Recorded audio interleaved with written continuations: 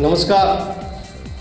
आजकल विभिन्न तरह का डे मनाने की होड़ सी लगी है। Mother day, marriage day, birthday, ये डे, वो डे, ऐसा डे, वैसा डे। लेकिन इन सब डे में फादर्स डे भी आता है और ये थोड़ा सा मुझे इस समाज में जहाँ पर सभी तरह की कानून औरतों के लिए ही बने हैं, वहाँ फादर्स डे का क्या महत्व है, ये जानने की मुझे खुद की दिलचस्पी हो गई। मैं गया कर्नाट प्लेस, कोई संस्था थी जो फादर्स डे को अपनी तरीके से मना रहे थे। अपने यहाँ तो डे मनाने की परंपरा मरने के बाद होती है, पुण्यतिथि के रूप में, पिंडदान के रूप में। लेकिन जिंदा रहते हुए किसी का कैसा दिन मनाया जाता है, ये देखने के लिए मैं पहुंचा कर्नाट प्लेस। चलिए मैं आपको कर्नाट प्लेस की एक झलक दिखाता हूं, जहां पर एक संस्था किस तरह से फादर्स डे मना रही है।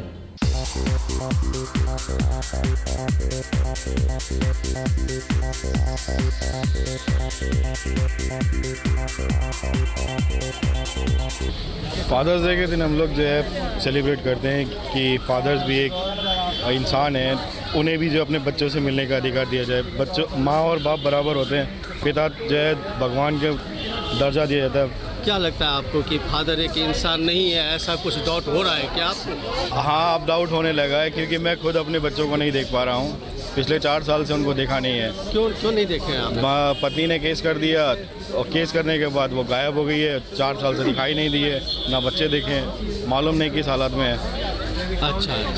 तो इसमें आप किस रूप में आप चाहेंगे कि यहाँ पर अपना मैसेज देना चाहेंगे? कि पिता को जो है माँ के समान ही बराबर अधिकार दिए जाएं, कानून में भी और समाज में भी।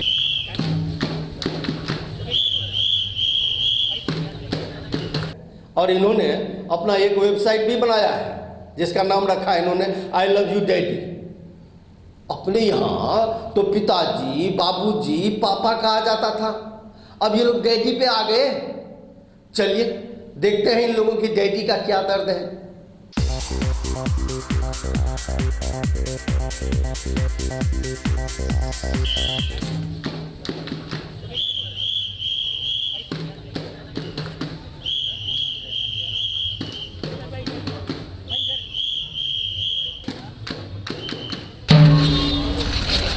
तू मेरा दिल, तू मेरी जान, ओ आई लव यू डैडी। ये महिला पुरुष का विषय नहीं है, फादर्स डे है। सबके फादर्स होते हैं और उनको रिस्पेक्ट करना चाहिए, उनका आदर करना चाहिए। एक जो फैमिली में एक फादर का रुतबा होना चाहिए, वो आजकल नहीं है। महिला कानून इतने आ गए जिसका दुरुपयोग इतना ज़्यादा बढ़ गया है कि महिलाएं को एम्पावर करने की कोशिश में कहीं पुरुषों को पीछे छोड़ दिया गया है। महिला सशक्तिकरण का मतलब ये नहीं, बिल्कुल कतई नहीं है कि पुरुषों को दबाया जाए, सप्रेस किया जाए।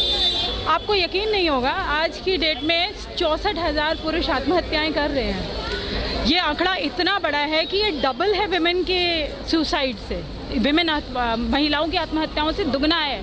लेकिन कोई भी इस बात को न सुनने के लिए राज़ी है। मैंने हर मिनिस्ट्री में ये बात कोशिश करी है पहुंचाने की। मैंने पीएम को और सीएम को बहुत सारी ईमेल्स लिखी हैं, पर्सनली भी मिलने के लिए हमने सेव इंडियन फैमिली की तरफ से उनको बहुत सारी ईमेल्स भेजी हैं कि हमें मिलने का अवसर दिया जाए, जिससे कि हम बता सकें कि जो पुरुष की है आत्महत्याएं का दर है इतना बढ़ रहा है, तो क्या हम एक ऐसी सोसाइटी तैयार करने वाले हैं जिसमें सिर्फ महिलाएं रहेंगी?